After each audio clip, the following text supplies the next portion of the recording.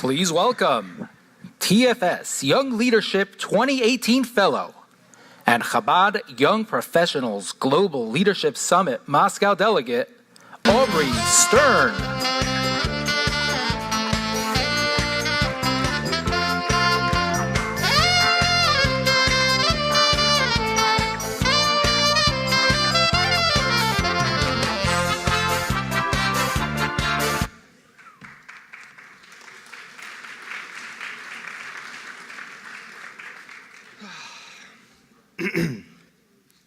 Chief Rabbi Lazar, Rabbi Mochkin, honored rabbis, your excellencies, leaders, ladies and gentlemen. Welcome to the MTC. My name is Aubrey Stern, and I'm a member of the Montreal Torah Center and TFS Young Leadership.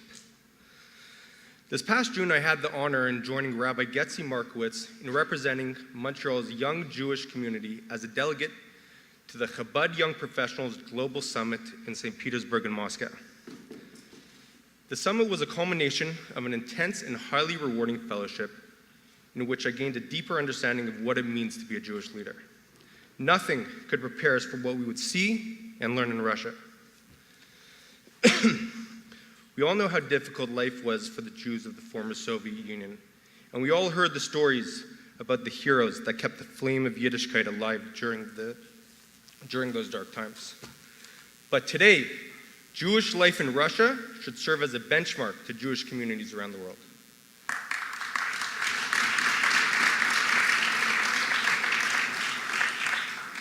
Time does not permit, nor would I do it justice in describing the explosion of Jewish life there. But the vastness of the institutions and the reach of the Lubavitcher's Rebbe's emissaries across 11 time zones and former Soviet Union is really something everyone should see and experience firsthand. We saw so much, yet it was just the tip of the iceberg. The highlight of the trip was meeting Chief Rabbi, Rabbi Berel Lazar.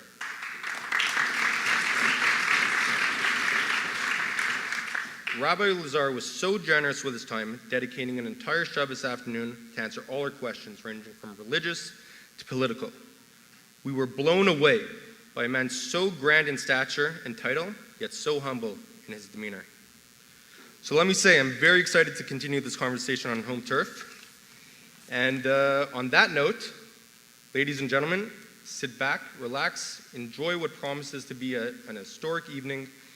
And also, let me wish you a Shana Tova, a year filled with blessings, peace in Israel and across the world.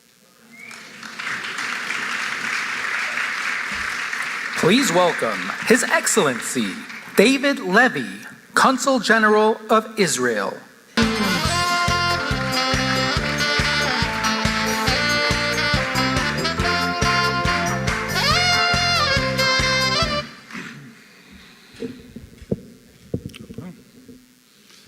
Добрый вечер, уважаемые друзья, уважаемые коллеги. Rabbi Lazar, добро пожаловать в Montreal. Dear friends, it gives me great honor to be here tonight in Montreal Torah Center to welcome the Chief Rabbi of Russia, Rabbi Berel Lazar. For 70 years, it was practically impossible to be a Jew in Russia. Under the Soviet Union, Jewish people were oppressed, were discriminated, were sent to camps.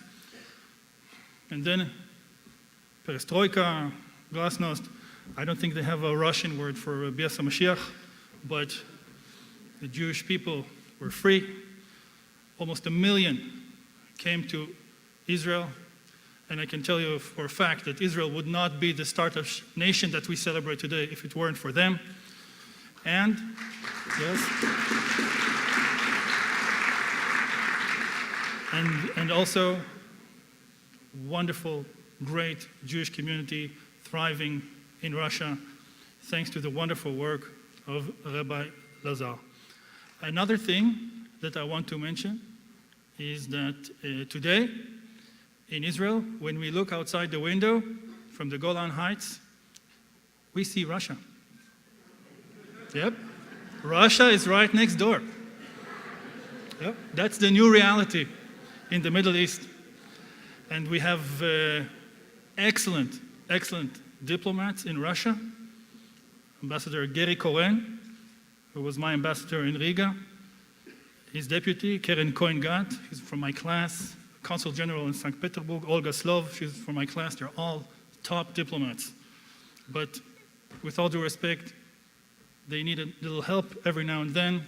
And Rabbi Lazar, thank you very much for everything you do for Israel in Moscow. Thank you so much. Toda rabba.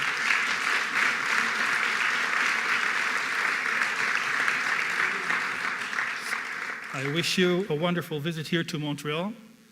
I know you're going to love this community. It's big, it's strong, it's generous, and it's united. Most of all, it is united in its support for Israel.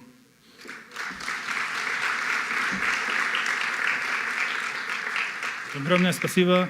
С Новым годом, Шана Това.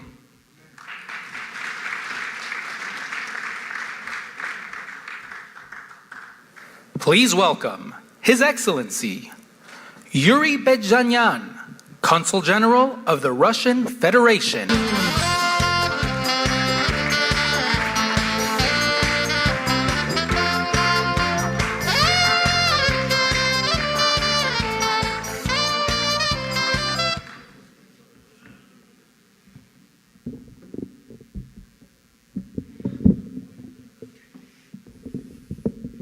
I'm not as tall, but still, like my colleague.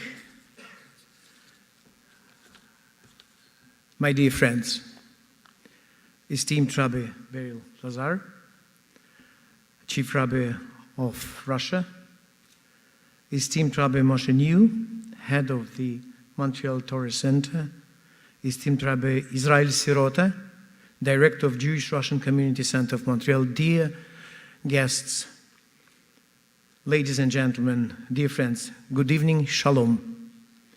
First of all, I would like to thank the organizing for inviting me for this remarkable event to be together with you today.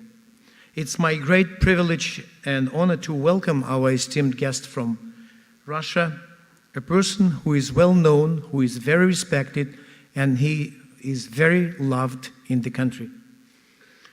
To be frank, I was rather surprised to know that this is the first visit of Rabbi Lazar to Montreal, though I clearly realize how difficult his schedule is and how busy it is, taking into account the size of the Jewish community in Russia and the size of the country itself.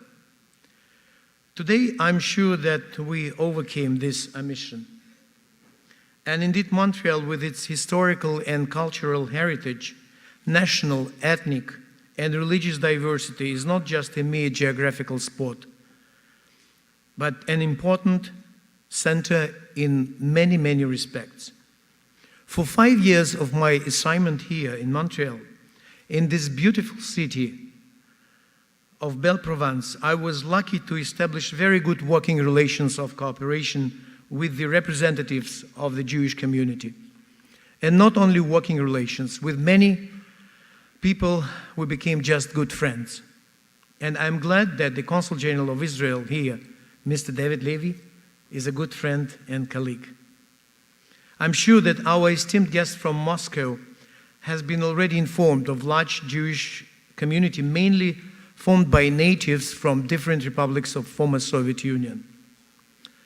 It is a community whose representatives are greatly contributing to Montreal diversity, at the same time not forgetting their roots, their history, and their culture. Believe me, it's so difficult to count the number of events organized by the community here in Montreal, and I'm extremely happy to have been invited to many of them. Dear Rabbi Lazar, I'm sure that you will have a lot of interesting meetings and discussions with remarkable people living here, which will definitely contribute to better understanding the life of this community.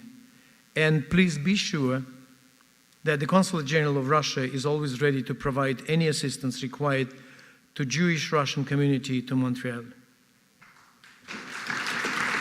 Toda rabba. Thank you. Please welcome Rabbi Moshe New, spiritual leader of the Montreal Torah Center, Beis Menachem Chabad Lubavitch.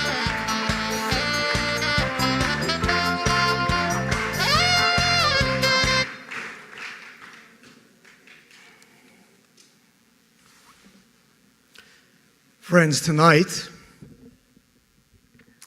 is Chai Elul, the 18th day of the Hebrew month of Elul. On this day, we mark and celebrate the birth of the founder of the Hasidic movement, Rabbi Yisrael Baal Shem Tov, in 1698, and the birth and founder of the Chabad Hasidic movement, Rabbi Shneur Zalman of Liadi, on the same day in 1745. How appropriate, therefore, is it that we gather tonight to celebrate and mark the rebirth of Jewish life in Russia after 70 years that we just heard of oppression and spiritual darkness. Friends, our guest, honored, esteemed guest, has many titles. Chief Rabbi of Russia, Chairman of the Rabbinical Alliance of the former Soviet Union, Chairman of the Federation of Jewish Communities of the CIS, that stands for Commonwealth of Independent States, under whose umbrella there are the following: 124 educational institutions, 110 JCC's, Jewish Community Centers, and they exist in 280 communities in 10 countries. He's also a member of the Public Chamber of Russia. And the list goes on. I want to tell you a little secret. In the world of Lubavitch, he's known as Berel. Simply Berel. Or maybe Berel Lazar. And that's not out of disrespect. And that's how he's known by young and old, children, sages, rabbis. Because above all, Rabbi Lazar is a soldier in the Rebbe's army. He's the head shliach, head representative of Chabad to the former Soviet Union. And he was there from the get-go. You see, the Rebbe had predicted and foretold publicly the fall of the Iron Curtain and prepared us. Put into place infrastructure, both in Russia and Israel and other places. And Rabbi Lazar was there from the very beginning. He's born into Shlichut. His parents are Shluchim to Italy, sent by the Rebbe in the 50s. And as a young man, he visited Russia, as many other Lubavitch students did, and eventually, by divine providence, became, I do not exaggerate when I say, among, if not the most influential rabbi in the world today. It is my privilege and honor to call upon our guest speaker, the esteemed Rabbi Berel Lazar. Berel.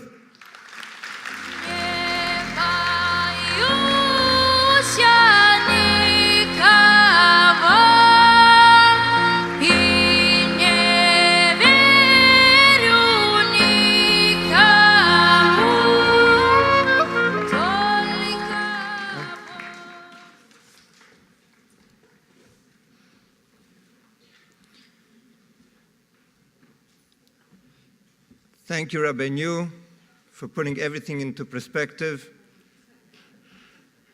Sometimes you can get lost and forget who you are, so especially when you see such a sign on the entrance of the building. So thank you, Rabbi New. Thank you for hosting us.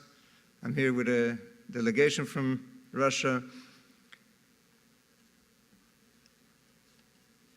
It's really special to be greeted by the Consul General, Mr. David Levy, by the Russian Consul, Yuri Bejanyan, and even more special to meet so many special people. Actually, Montreal has a very special Russian community. First of all, Rabbi Mochkin, I'm sure you know is originating from Russia, Rabbi Sirota, who did an amazing job in bringing the Russian Jewish community together. Spasiba вам. Для нас большая честь быть здесь сегодня с вами. And of course, all the rabbis working in this community, and Rabbi Morozov for convincing me to come to Montreal. So here I am. How did I end up going to Russia? As I mentioned, I was born in Italy. A few weeks ago, I met Mikhail Gorbachev. And I asked him, tell me, what do you remember from those days? So he turns to me and he says, I remember a lot. My question is, do Jews remember who opened the doors? And I said, yes, we do.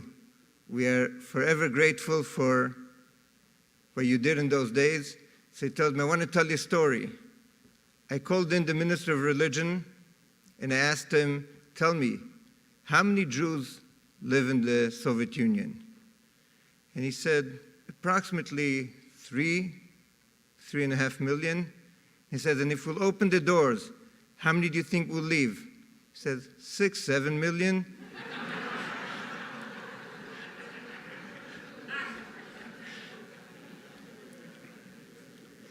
So we do still have a lot to do to find these 6-7 million Jews. We're working on it. But actually, when I came to Russia, everybody was leaving Russia. And people thought that we were crazy. But the Rebbe thought otherwise. The Rebbe saw something that nobody else saw. And the Rebbe convinced us to come to Russia. The first time I came, I was actually a young student, 1987. And of course, it was still the Soviet Union, oppression, hardships, and everything. And the place wasn't too inviting. Nothing to eat. Everything looked gray, dark, depressing. But one thing stood out. The special Russian Jews, Chassidim, who to keep Yiddishkeit alive were ready to do anything and everything. I'll just tell you a few small anecdotes that I saw on my first visit. I came there to teach, and I brought in many, many different books. Of course, when we got to customs, they took out all the books, they put them on the table, they started asking me what I need these books, what are they for, and every book was a different explanation. And I realized right away, so without books, how are we going to teach? I came to my first class, and I saw on the table, everybody had pictures of book pages. And I realized that in Russia you can't get in books, but probably you can get somehow pictures. And I asked, where are these pictures from? And they told me, you have to meet this special Jew. His name is Yasha Vilge. Go to his house. I went to visit him. He had a tiny apartment, 2 bedrooms, 4 children. The parents and the children slept in the same room. The second room was a dark room. He used to stay up the whole night, taking pictures of pages of books. If a book was able to be smuggled in, they would take it. He would sit there and take a picture of each page, sit the whole night, print these pictures, and give them out to people that wanted to learn. And they told me then, if they would come into the apartment and catch him what he's doing, that's it. It's Siberia for life. And he did it day after day. Another special Jew, Rabbi Avram Genin, he fought in the war, lost his leg, and he was actually a watchmaker. But everybody knew that that's just a front. People used to come to his little store if they wanted to have a bris. And he didn't know if the person was real or he was a KGB agent. So he would tell them, meet me tomorrow in this corner. The next day, he would pull up in his car. He had a small car. Somebody was with him. The person would get into the car. They would blindfold him and take him somewhere and have a bris. That nobody should ever realize where this is taking place. If he was a KGB agent, if he was an informant, he would never be able to say where it happened. But through who it happened was clear. Everybody knew, Rabbi Avram Genin. He risked his life every day in order to have people, Jews, have a bris. A few months ago, the Speaker of the Knesset, Yuli Edelstein, came to Moscow. And he spoke in front of a crowd, and he asked, do you know at what point I realized what it means to be Jewish? He said, I'll tell you a story. I was invited once to participate in a bris. They needed a minyan, so they told me to come to this apartment. Of course, everybody was given a different time. I was given a certain slot when I should come there, that they shouldn't, God forbid, see two Jews walking in the apartment at the same time. And we are there. Finally, we counted 10 Yidden. The baby's there, the parents are there, we're all excited, and all of a sudden, a knock on the door. We open the door, the KGB is there. And they start asking us, what are you doing? Why are you gathered here? So we told them, these parents just had a baby, we came here to celebrate. They took all our passports. We said, we'll take care of you. And they left. And he said, and we realized that there's no bris going to take place anymore. If the KGB saw us already, so what's next? And all of a sudden, the door opens up and walks in the male. Reb Moto Lifshitz, a special chassid. And he turns to us and he says, did you ever see color white? And people nodded in the room. And he said, no, that's not white. If you think your shirt is white, you never saw white. He says his face was white. He says he walked into the room and we asked him what happened. And he said, I was almost walking into the door and all of a sudden I see the KGB agents behind me. So I went and hid till now. But now that they left, I came back. So they said, okay, so let's postpone this. He said, no, we're going to have the bris now. And then he said, I realized what it means to be Jewish. He says, that was the moment that my life turned around. And today, Baruch Hashem, he's the Speaker of the Knesset in Israel, and he's strong because of that story. And I could go on, tell you hundreds and hundreds of stories. But what hit me then was one important message. These people weren't risking their lives and their children's well-being because they wanted to keep Yiddishkeit, because they wanted to learn Torah, because they wanted to do a mitzvah. They could have done it and nobody would have cared. They went on self-sacrifice to help another Jew. That was the uniqueness here. If they would have wanted to do something at home, just go to the synagogue and pray, it wouldn't have been so terrible. But why do you do propaganda? That was the problem. And people were arrested. Yuli Edelstein himself was arrested for teaching Hebrew, for inviting people to their homes, for building a mikveh, and for teaching children. All these things were dangerous, and not only in theory. And why did they do it? Because they knew that there cannot be any other way. So today, when we celebrate the big changes happening in Russia, we always wake up in the morning and we say, it's all thanks to these special Jews. And when I saw them, I said, whatever I can do to make their lives a bit easier, I'm ready. I'm ready to do whatever I can to help them, whether it's getting a book, a pair of tefillin, some kosher meat, whatever is possible. And today, we realize again that their message is again important for each one of us. It's very easy to take care of ourselves, our families. Question is, how much do we care about a forgotten Jew living somewhere in Siberia, living in the far east of Russia? Are we ready to go the extra mile to help this one Jewish family who needs our help? And this, I think, is the greatness of the Jewish people. Last year, Erev Rosh Hashanah, I was invited by the president for a meeting. the meeting started off with him sending wishes to the whole Jewish community for a special year. It was actually a very, very sad day in Russia because a plane with Russian army officers had just fallen, and there was a lot going on. Just to give you an idea, before I walked into his room, I realized that there are probably 6, 7 ministers waiting to see him, but he wanted to send this message for the new year. And I went in, we had a long discussion, close to an hour, and at the end I realized that a lot of people waiting, a lot going on. I said, okay, Mr. President, we'll continue a different time. He says, thank you for understanding. I'm already standing by the door, I'm walking out, and he turns to me and he says, and he's already standing by his desk. I realize the meeting is over. And all of a sudden he tells me, Rebbe, I have a question for you. Can you tell me the secret of the survival of the Jewish people?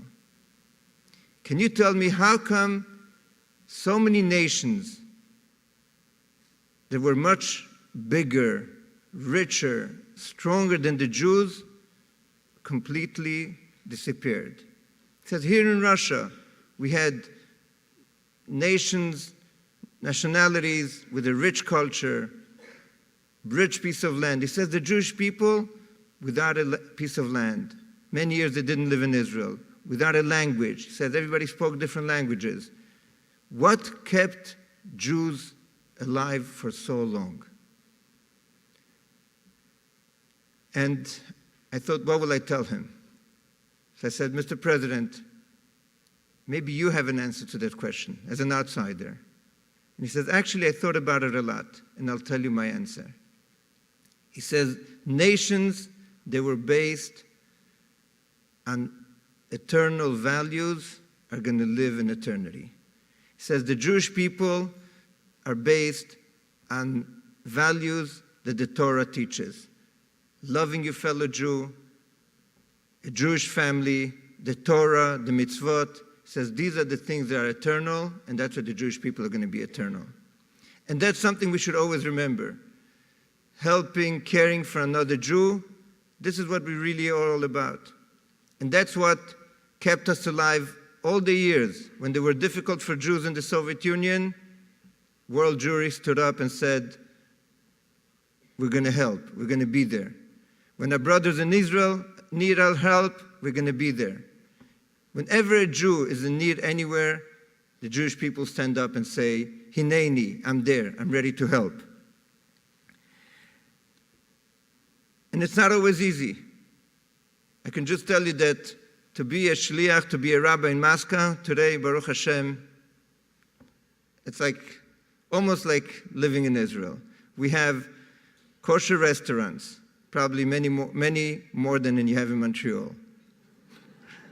We have beautiful schools, yeshivot, Jewish university, Russian Jewish museum, one of the largest in the world. There's so much going on. And we had a beautiful visit from the leadership of the young professionals. They saw a little of it. There is really, Baruch Hashem, almost everything. But imagine going to live in Birobidzhan, in Novosibirsk, Tyumen, Vladivostok, Orenburg. These are cities which are in the middle of Siberia. To fly there in the far east of Russia, you have to fly 10 hours. Then you have to drive a few more hours, and you come to a place that it's almost a desert for Yiddishkeit. And these are young boys that were trained in our yeshiva, married young girls, they learned in our seminary, and they decided that for their life they're going to move to this place. The only religious Jew that moves to such a city.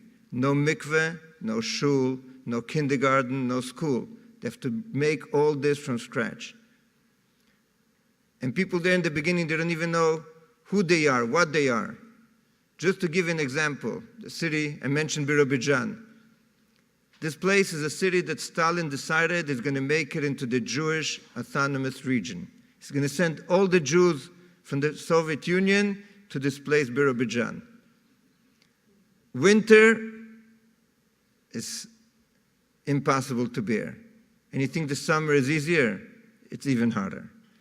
You have what we call in Russian balota, you have mosquitoes this big. It's hot.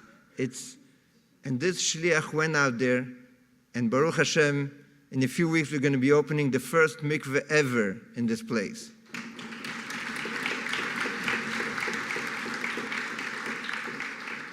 And these are the real soldiers, going in the trenches, going to these faraway places, finding children. We have, Baruch Hashem today, sadly, but Baruch Hashem, a few children's homes. Who could have imagined that there are orphans, Jewish orphans, that need a place to call home? And if you'll hope you'll come to visit Russia, and I'm sure the Russian Consul General will take care of all the visas for you, no time. You'll see these children. These are miracle kids. These are children, when they come to us, the way they look, you can't even imagine the hardship that they're coming from. And Baruch Hashem today, with these soldiers out there, they find them, they make sure that they're going to be taken care of, saved, fed, and get a good education.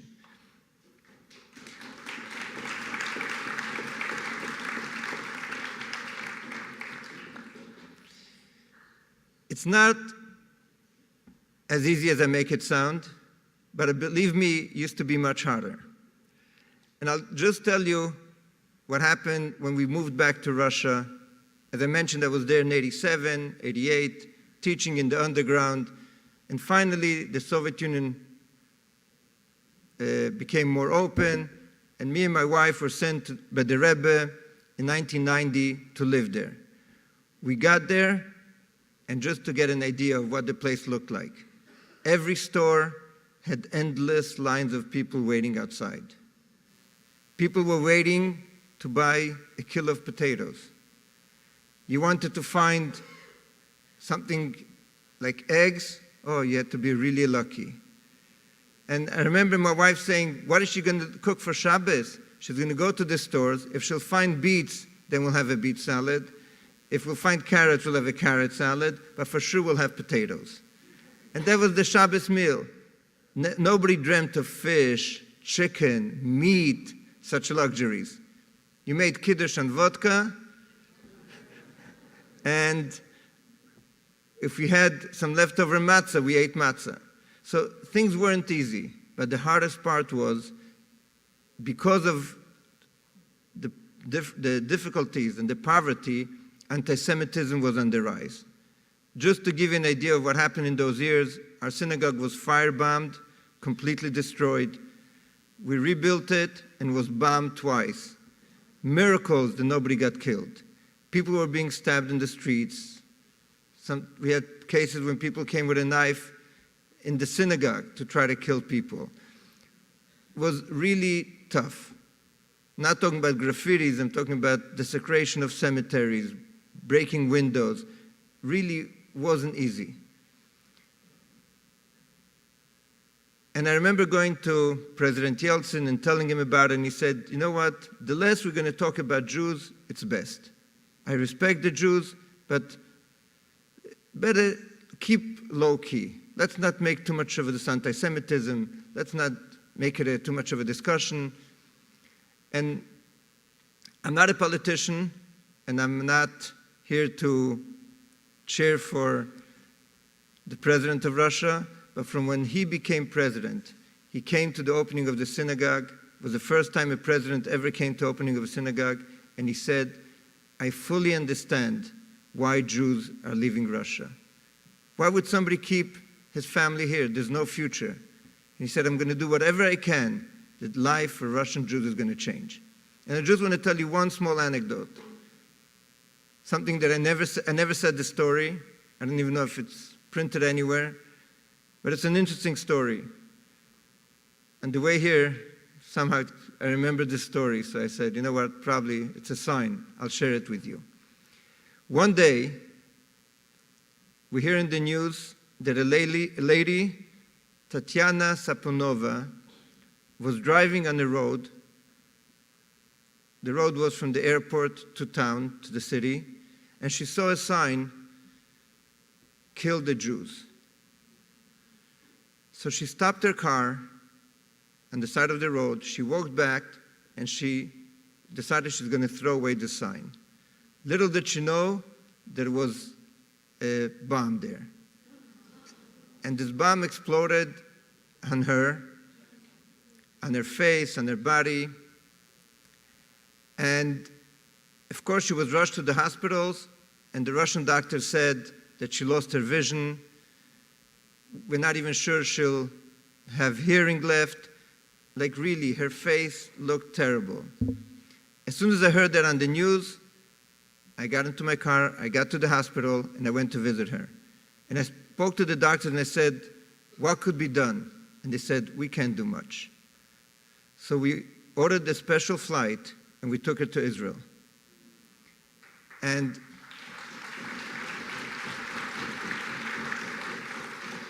for a month and a half, the doctors in Tel HaShomer, Sheba, really fought for her life and brought back her vision, her hearing, her eyesight.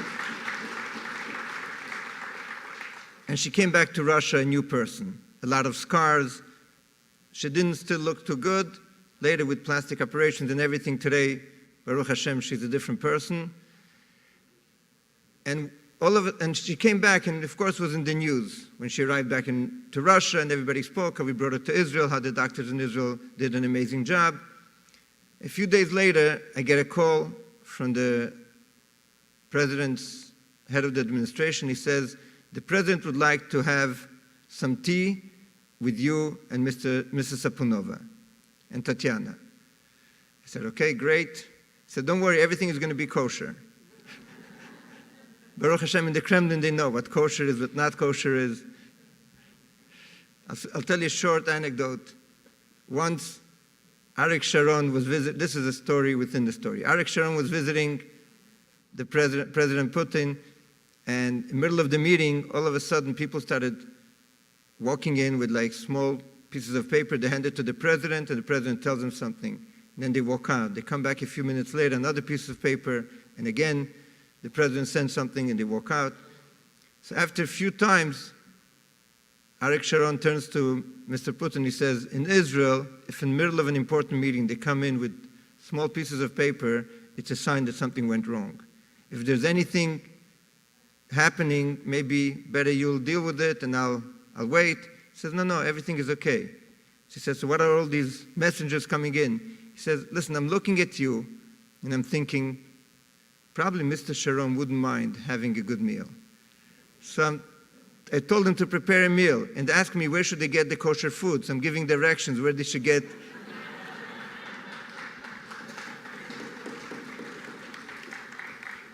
So anyways, this story, they said, come in to have a drink of tea with the president.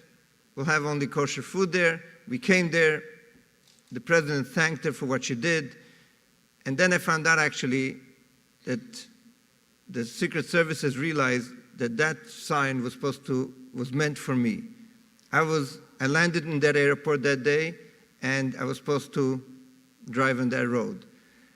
And they thought that I'll see it. I was probably busy doing something else. So anyway, that's not the point. The point is that the president spoke to her and really was extremely thankful to her. And the most important thing, he sent a message how important it is somebody that stood up and fought anti-Semitism. The part that is unknown is that we left his office and we are by the door already, by the entrance to the Kremlin, and all of a sudden, one of the guards tell us, they're calling you back. We went back and they tell me, the mayor of Moscow is waiting for you. He wants to meet both of you because he got an order from the president to give a new apartment to this lady. So it's something that wasn't published.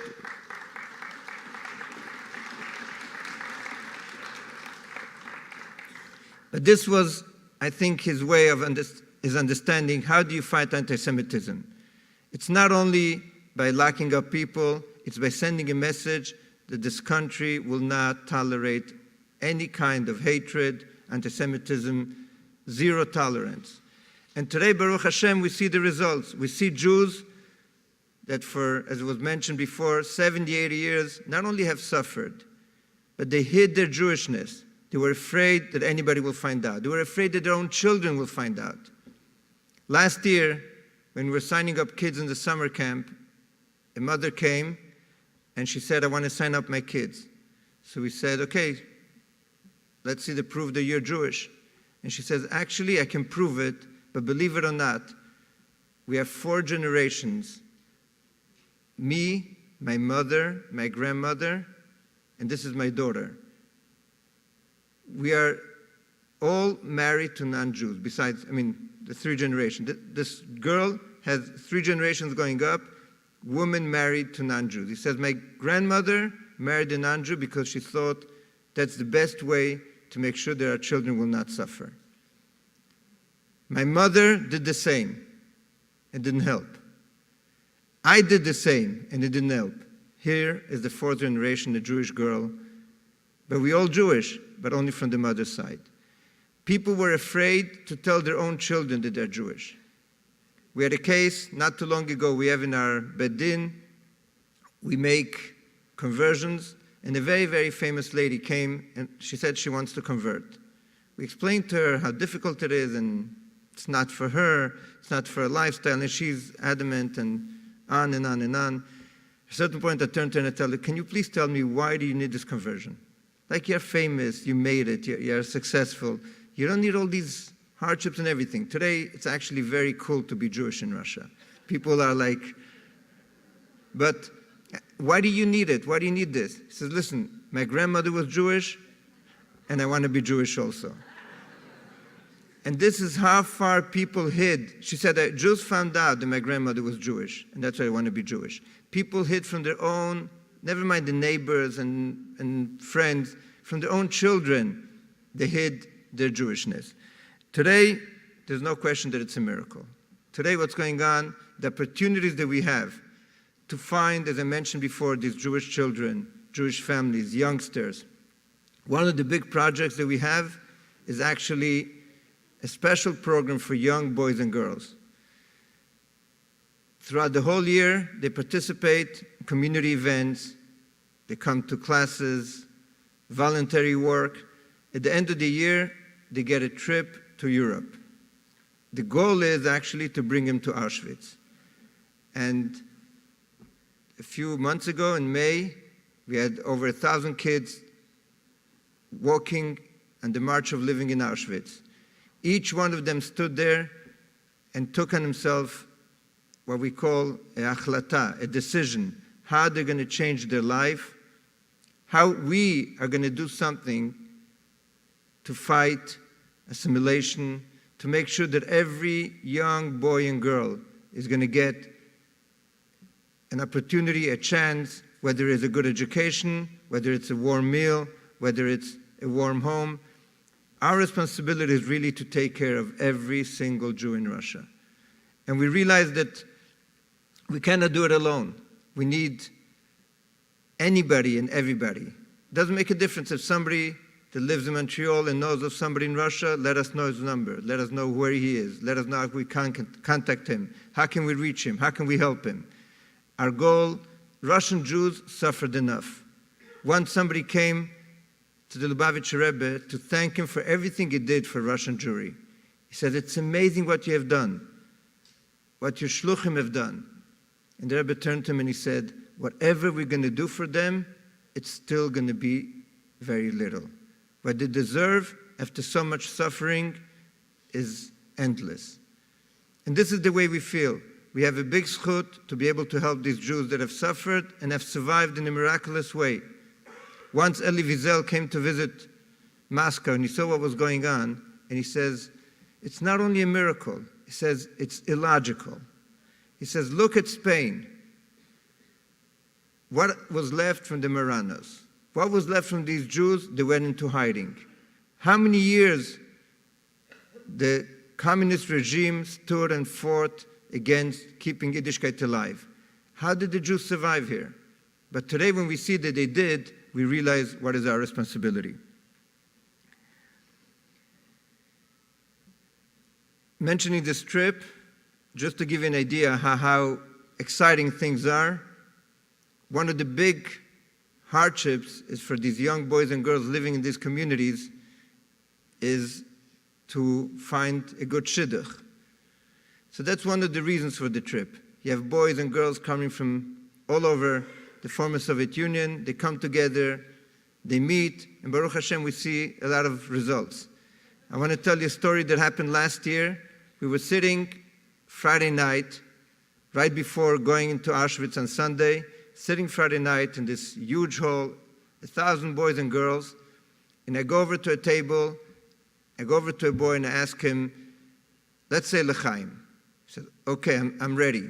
He says L'chaim, and I say, okay, you have to take on yourself a good decision, something major. It's a special moment, Shabbat, we're all together, the energy. Tell me, what is your decision? He says, my decision, that I'm going to get married to a Jewish girl. So I say, when will that happen? He says, in 2 months. I promise you, in 2 months. I say, wow, does she know about it? So he says, actually not yet. Actually not yet. I said, but do you know who she is? He says, yes, she's sitting at the next table. So I tell him, okay, so propose. He says, it's a deal. He goes up on stage and he says, he gave a speech and he says, I want to call up a special girl sitting in this room. And anyways, he called up her name. She came up on stage, he bent on his knees, and he says her name, and he says, are you ready to marry me? And now you have 1,000 boys and girls watching this scene. And she's like completely shocked. She doesn't know what hit her. But Baruch Hashem, 2 months later, they got married. And that same night, there were 6 more proposals.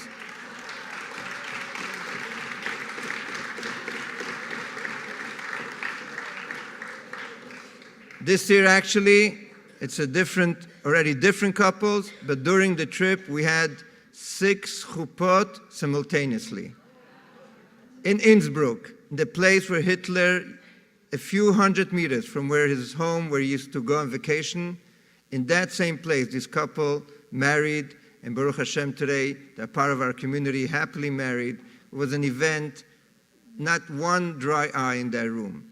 6 weddings at the same time in such a place. It was like, and the next day we went into Auschwitz. So you could imagine how much could be done.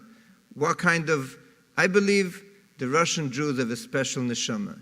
If it survived through so many hardships, they stood strong against such a strong regime. And today, when they're there ready for us to help them, and they're excited, and they want, and again, it's not only about themselves. Each one of these young boys and girls says, I'm committing to help somebody else. I'm out there to make sure that one more person will become part of our community. We always say this joke. I don't know, my time is a little... It was once, maybe it's a true story actually, I don't know. But there was once a very, very long line in Moscow, standing in front of a store. And somebody goes to the back of the line, as that was the case. Whenever he saw a line, he went and he stood on line. And he goes over to the last person, he says, tell me, what is this line for? What are we standing in line for? He says, actually, I don't know, but maybe if you ask the person in front of me, he might know. And to make a long story short, this person goes to the next one and the next one and the next one. He finally gets to the second person, he says, can you tell me, what are we standing in line for? He says, actually, I don't know. Maybe you ask him. So he goes to the person front on line, and he says, and he sees an old Jew, like, bent down, and he says, can you please tell me what are we standing in line for? He says, listen, I actually bent down to fix my shoelaces. I stood up, and I saw a line forming in back of me. This is the first time in my life that I'm first on line. I'm not going to give this up. So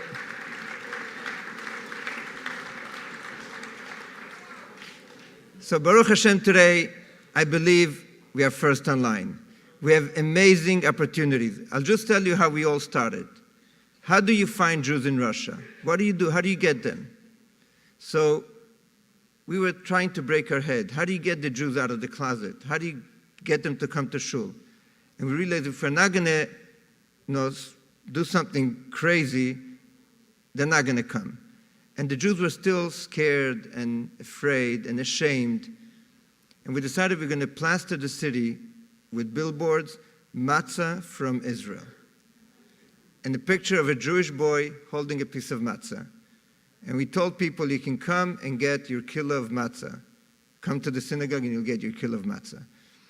And people came and came and came and came and came.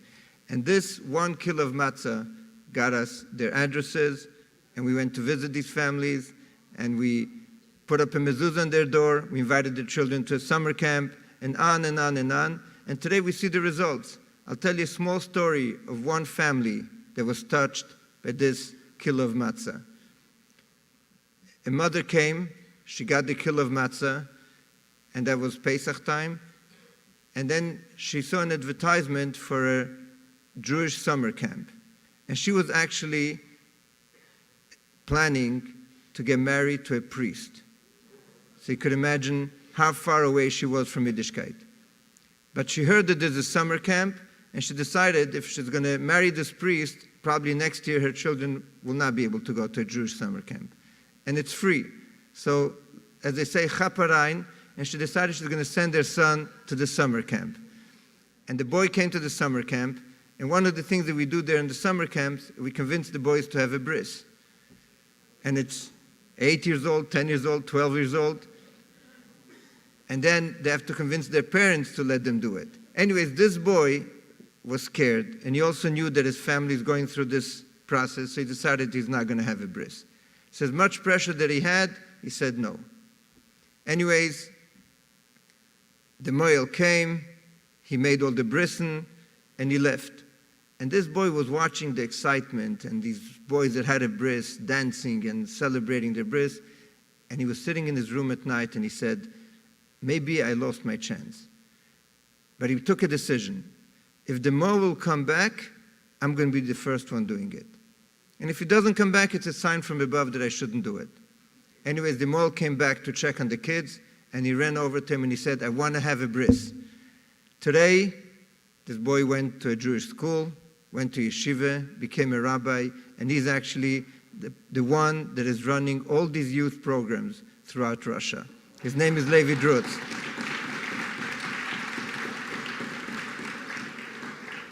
So we never know the potential, the opportunities, the greatness that is laying in one young boy, a young girl, a Jewish family. And our responsibility is really to open and give them a chance. And we're sure that we're going to be not only proud of them, but they're going to show us the way how to bring Mashiach now. Thank you.